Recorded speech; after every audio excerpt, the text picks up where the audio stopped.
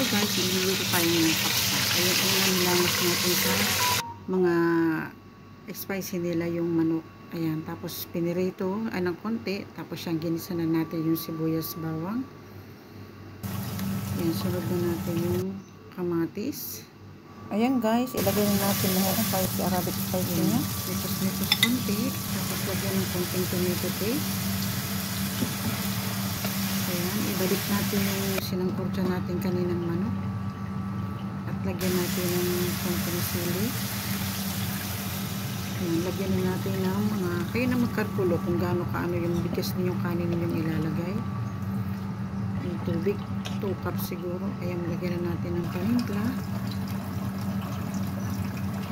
Paunin natin, tapos mamaya guys, pipirituhin natin yan.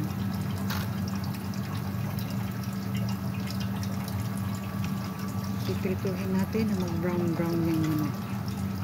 Ayan, tanggalin na natin yung mga ilagay natin yan. Tapos yan, lagay na natin yung binabad natin bigas. Takpan. Ayan guys, luto na siya. Luto na ang ating kapsa. Ayan na siya. Napito na yung manok niyan guys, kaya naging brown na. Okay, thank you for watching.